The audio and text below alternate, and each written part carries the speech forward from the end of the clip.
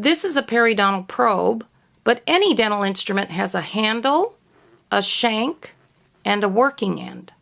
On this periodontal probe, you'll see that the shank attaches to the handle here. We have one bend, or one very angular bend in the shank, and then we have a working end which has millimeter markings because the function of this instrument is to measure periodontal pockets. Now, let me show you a different instrument. This is an ODU 1112 Explorer for exploring for calculus, and this also has a larger handle. Many companies make dental instruments, and they will make smaller, thinner handles or larger handles, and they will be of different sizes and different weights. A larger handle is generally more ergonomic, but in this case we have the handle and we have the shank of the 1112 Explorer, which is quite long and angular with two bends at least here. And then the working end is called the tip. This is the point of the tip, and this is the tip itself on the Explorer, and we're going to work with the side of the tip here. Another important term is the terminal shank. And the terminal shank on any dental instrument is the part between the tip or the blade and the first bend in the shank. We'll use this terminal shank, or this part of the shank, as a guide to angulation and adaptation to the tooth. The last instrument that I want to show you is a Gracie 1314. There are many Gracie instruments, but on this one I can show you that there's the handle, the shank, and then the blade. The shank on the Gracie 1314 has two bends in it, and the blade is here at the end. We need to know that the terminal shank is the part between the blade and the first bend in the shank, because we'll use that terminology to guide you in adapting this instrument to the distal surfaces of the tooth. And for most bladed instruments, you'll need to pay attention to that terminal shank between the blade and the first bend for the best adaptation and angulation.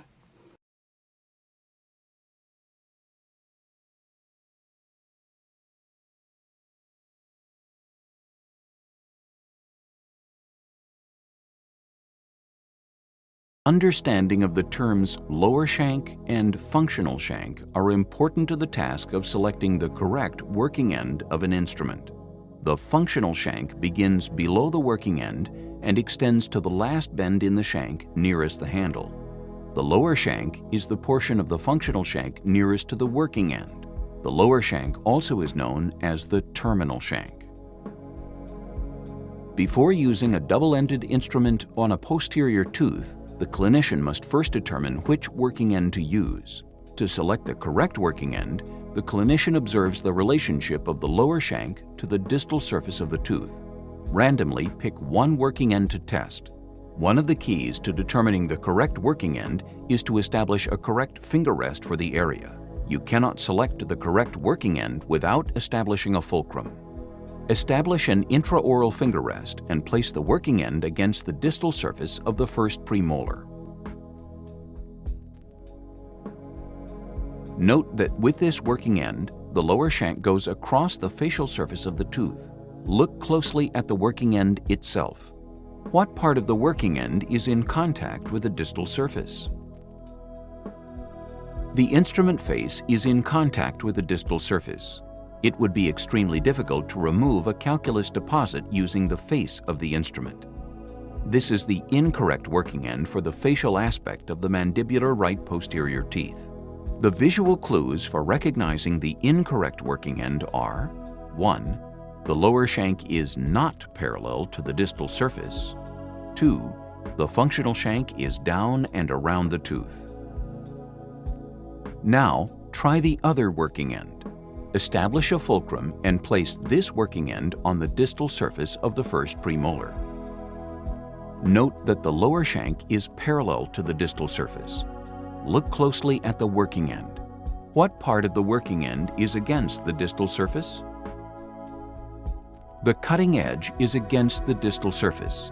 This is the correct working end for the facial aspect of the mandibular right posterior teeth. The visual clues for recognizing the correct working end are: 1. The lower shank is parallel to the distal surface. 2. The functional shank goes up and over the tooth. Watch as this clinician tests one of the working ends on this instrument. First, she establishes a finger rest and randomly tries one of the working ends. Study this working end. Is this the correct or incorrect working end? This is the correct working end because the lower shank is parallel to the distal surface and the functional shank goes up and over the tooth. Just to be sure that she has the correct working end, the clinician is going to test the other working end on the distal surface. Look carefully at this working end. This is the incorrect working end, as the lower shank is not parallel to the distal surface and the functional shank is down and around the tooth. To recap, the visual clues for recognizing the incorrect working end are: 1. The lower shank is not parallel to the distal surface, and 2. The functional shank is down and around the tooth. To recap, the visual clues for recognizing the correct working end are: 1. The lower shank is parallel to the distal surface, and 2. The functional shank goes up and over the tooth.